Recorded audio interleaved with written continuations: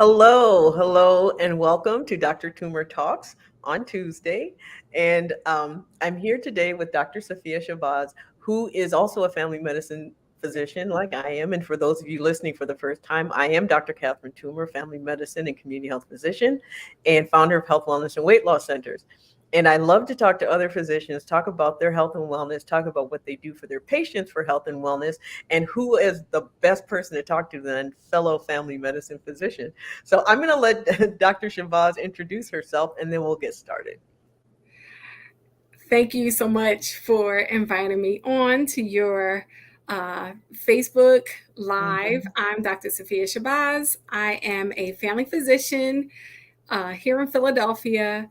I have been in solo practice for the last 13 years, and I have I consider myself more of an integrative approach where I try to encourage my patients the best I can to establish those healthy lifestyles that are really the root of good health. But I'm not afraid to, pull out my prescription pad if I need to, or, sometimes you have to do what you have to do, but trying to work with people where they are. And I have a wide range of types of patients. And right now, I am working with many of my patients under a membership model with direct primary care, which really kind of adds to the level of freedom that we have to tailor someone's treatment plan to their needs, their preferences, and what I think is best for them. Well, before we continue, I just want to say hi to Chris. Thank you for joining us again. I really appreciate you coming here each week. And so, um, you mentioned a membership and direct pay model. Now, for those of us who out there who may not know exactly what that means and the benefits of what that is, do you mind sharing with us? I mean, I know a little bit because my Right. model is very similar, but then I'm more of a consultant, so it's easier for me to for people to understand. But can you just share with us what that means? So, what that means for my patients who have commercial insurance is that I don't bill your insurance. I We have a direct arrangement between the patient and my practice, and for an annual fee, I'm your primary care doctor. That means you don't pay co-pays for an appointment. If you need to send me a message, or we need to have a quick phone call, then there's not any extra costs associated with it. But and that also means that, for instance, like if I think you should be prescribed a medicine that has multiple uses, but it might make it pop up that you're on a diabetes medicine, and now all of a sudden, I'm asking you to get your retina checked and be on a cholesterol drug, and you might not need that, but these are like things that are happening with the insurance and things like that that kind of complicate things. Um, and most of my patients, they do have health insurance, but which they use for their labs or medications and things like that. But for the primary care service, I don't bill your insurance. And you kind of think of it how, like, you don't use your auto insurance to go get your oil changed, right? You do use your auto insurance if you get in an accident, have a multiple thousands of dollars repair that need to be made, then that's an appropriate thing. But if you were tapping your auto insurance every time you had maintenance that needed to be done, then pretty soon you find the cost will be extravagant, which is what's happened with healthcare. Yes, absolutely. Well, before I continue, I want to say hello to Janine. Thank you for joining us. Um, Mhm. and so, from what I understand, and you can correct me if I'm wrong, that when you have a direct care or direct pay model, you can spend more time with patients. You can get it's easier to spend time getting to the bottom of what a problem really is because you're not sort of controlled by insurance companies telling you you have to see 7 patients an hour. Is that Right. correct? Okay. That is correct. I do set aside a much longer time for my direct primary care patients, and that's the what we're doing, we're investing in one another. And also, one of the things that I found many of my patients would do is delay or put off or try to minimize the number of times we follow up because there was a copay associated with each of those times that they were following up. So they, it's kind of like, in order for us to really try to figure out what's going on, sometimes you need to not tackle it all at once, but you implement a plan and then follow up to see how it's going. Or even something as simple as medication. Some of my patients, they would feel like it's a punishment for me to want to have an appointment with them if they needed refills. And I'm like, well, I kind of want to know how it's going. Are you having any side effects? Are you getting the effects of the medicine that we intended? But if there's like a copay associated with each time, then it became an antagonistic thing. Like, just, I don't want to pay my copay just to get refills. But it's like, well, I actually want to see how you're doing. Yes. So that is something that I feel like has really come away from that. And, there are other situations where, I might see things differently than your insurance company based on what I think is good information.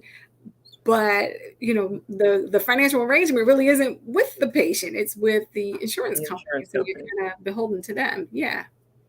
Yeah, don't get me on my soapbox.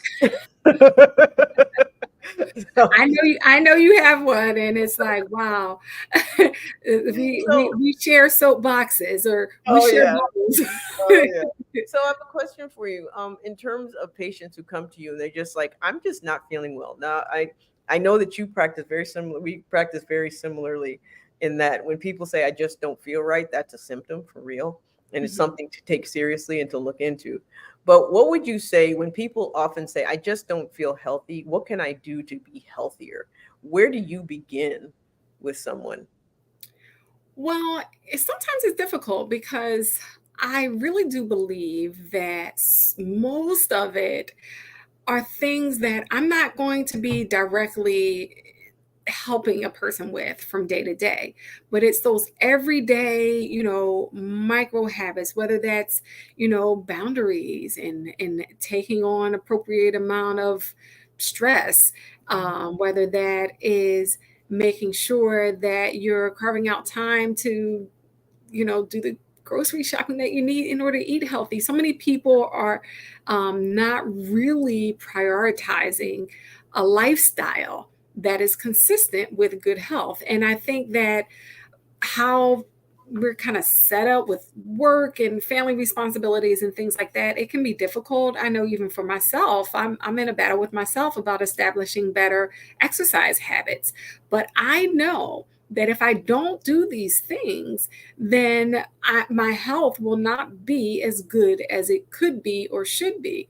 And so, really trying to encourage people to get back to basics in a way. And I'm learning to be better about, Mhm. We I all guess, are. how I say things, because sometimes it's easier to think that there's some supplement or something quick and easy that can fix it, or even a test that can tell you like, oh, it's this thing. But sometimes it's not any one thing. It's like a holistic approach where that really centers around lifestyle habits, proper nutrition, getting enough movement, having enough the right kind of social relationships, having ways of managing stress, and just having balance in Mhm. your life. And it can be hard to maintain if you're not intentional. Yes, I agree. And it's really wonderful to hear you talk about a lot of the non medication things that we should be doing in order to get healthy. Right. And stress a lot, because I think that's one of the areas that we tend to underestimate how much damage it does, and also how little we attention we pay to it, Right. because we've all been taught to ignore the signs of. And one thing I see quite often is Mhm. where people have physical manifestations of stress where, it's one of my teaching points, even with medical students who rotate with me, where I have a sheet of, like a review, a system sheet, like, oh, are you having problems with this, with that? And when you see one where it's like the whole page is circled, and I'm like, okay, either we need to call an undertaker or we need to figure out how to, really get to the root of this, because either you are deathly ill or your mind is telling you that it's in distress, and you're having these different physical symptoms because of not really having effective ways to manage stress. And a lot of times, because of the stigma associated with that and kind of tying physical symptoms to mental health, people feel like, oh, you're saying I'm making it up, or you don't believe me, or different things like that. And it's like, well, no, this is Command Central. And if you don't have like a settled or peace from the neck up, then Command Central is going to start sending signals to various parts of your body that could actually develop into a real diagnosable disease in the rest of your body. But that doesn't mean that stress wasn't really important, an important part of managing it. I one of the I guess tenets of what it is that I do is I simply tell people, just really understand that stress is what our body pushes us towards diabetes when we're under high stress. And Right. we now people understand diabetes. They may not understand stress, but they understand the rest of it. Right. So my feeling is this. So I have a question. When you do find something and you feel that it's wrong, and someone is resistant to that treatment, Mm. or doesn't want to take medication, doesn't want to do what it is that you recommend, how do you help people sort of get over that so they understand that it's important? Well, I try to be flexible when it's reasonable, or kind of give a timeline or create some timeline that we're going to reassess. Is the plan B working? But I admit sometimes it does get a little frustrating when people, whatever plan B was, it's not working. And your body is undergoing the stress, or dealing or being damaged Hmm. by the state being, it being in whatever state. And then we're limiting the toolbox of things that we are going to consider in order to get it out of that state. um, and that can be frustrating, because I think sometimes, a lot of times, people suffer unnecessarily, or suffer longer than they needed to, or more than they need to. And I've even had patients, unfortunately, who don't make it, who have serious, illness, cancer, and they, don't want to have surgery, or, they don't want to, seek any of the regular treatments. And, it can be a challenge, because I recognize that that lifestyle and nutrition, that's like fundamental. But when things are too far gone, and then also we have environmental factors that are not in your control. We know now from epigenetics that the circumstances of your grandmother's health when she was a child can affect your health Yes. generations later. Hmm. You could do everything perfect, and there are things that are beyond any set of behaviors or practices or anything like that. Which, we talk about generational curses, and particularly dealing with, most of my patients are Black and African American in particular. That kind of generational trauma, it does come through in our health. And so then when people are very rigid about what they might consider for treatment, it can be a little bit disheartening. Not because I don't think that people can turn their health around um, with non-medication things, or without interventions that are more associated with modern medicine. But I'm for what works. Like, if Hmm. you get acupuncture, meditate, take herbs, do a rain dance, whatever, and it works, then I'm like, great, let me write that down. What is it? Maybe it'll work for someone else. But if you're doing that, you're doing it, it's not Nothing happened. yeah, it's not changing the situation, then let's not fit the definition of insanity. The same thing, expecting a different result. Exactly. Exactly. And a lot of people have heard me say this: use all the tools at your disposal, because, as you know, I do what weight loss, Hmm. and there are several very good medications out there for weight loss, and there's a lot of talk about that in the media about Oh yeah. cheating. They've convinced everyone that it's thin Or people trying to get thinner, which isn't the case. We know this. right. Or So, that it's like fat shaming. I actually mhm, had a really bad review from a patient who she said I made her feel unsafe because I offered her treatment for it. And I'm mhm, like, okay. It just happens that like this is what I know is at the root of most people's health conditions, or the most common ones that I treat. And I think, mhm, that are in America, like it's a big part of it. Um, and it's true, like ideally, you don't need any kind of medications for anything, but it is kind of frustrating. Like if it was as easy as just doing it, then people would just do it. exactly. It's not that simple. Exactly. Obviously, it's not that simple because if it was that easy, you would have just done it. Well, So, I'm gonna kind of go into the take this a little somewhere, and you're like, oh no.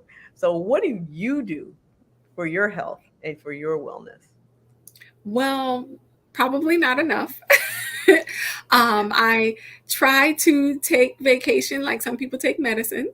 Hmm. I generally follow an intermittent fasting or one meal a day dietary pattern. Um, that is something that I kind of inherited from my religious upbringing. But as I learn more about it, it really can be a beneficial health practice. And is it right for everybody? No, not necessarily. Is it a weight loss plan necessarily? Not necessarily, actually. But it's something that I think is beneficial and works for me. I have a huge opportunity area in terms of my movement, physical activity, and that's something that I'm currently working on improving. And I decided I was going to start with a micro habit to just like do something, even if it's as little as 5 minutes, just to establish the habit that I'm doing it every day or nearly every day, and then build on that. Um, I like to garden a little bit. I'm kind of a lazy gardener, but it really is enjoyable to watch something grow, to propagate plants or to grow a tomato, or, it makes me feel good about myself to go pick a couple leaves of basil to put on my burger. That makes me feel good. Um, I enjoy being around a select group of people that kind of feed my energy and spirit. I don't need a big crowd, but I think relationships are important to humans, right? Yes. And they were. I was looking at something how more and more people are suffering from loneliness, and Yes. that is one of the unfortunate things with the pandemic. I personally was someone who was pretty rigid about the necessity of, maintaining space and isolating and things of that nature, particularly until we figured out some better ways to manage the illness. But a lot of people did suffer from that, from a mental health standpoint, because being close connected to people is so very important. And we have these technology ways that we do that. I felt like I was your friend before I met you.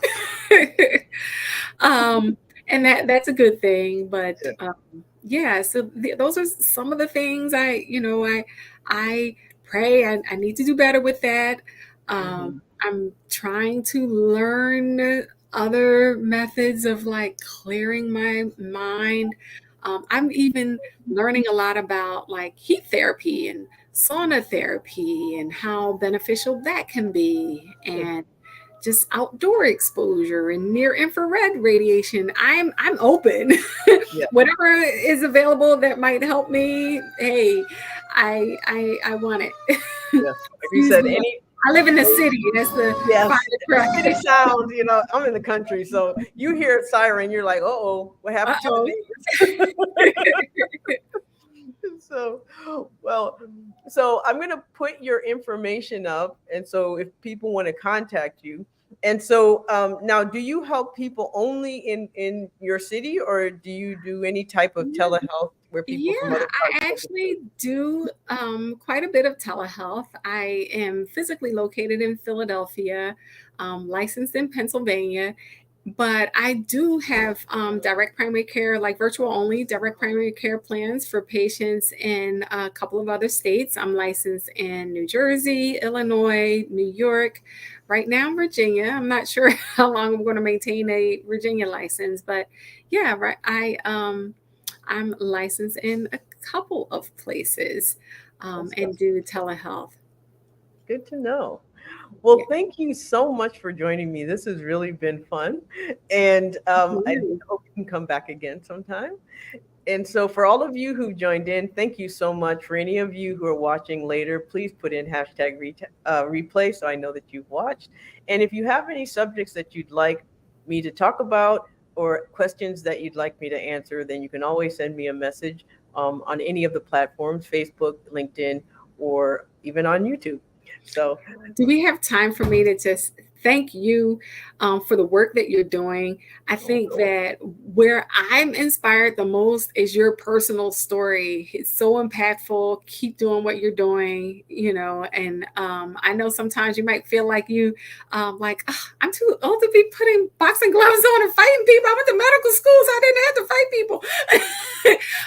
But yeah, I keep up the good fight and the good work that you're doing. It's really well, saving thank lives. thank you so much. I really appreciate that. It really Yeah. means a lot. All right. Well, for all of you, tune in next Tuesday for Dr. Toomer Talks. I've decided it's Dr. Toomer Talks show because I love playing on words. So that's what it's going to be from now on. But thank you for joining in, everyone. Good night. Good night.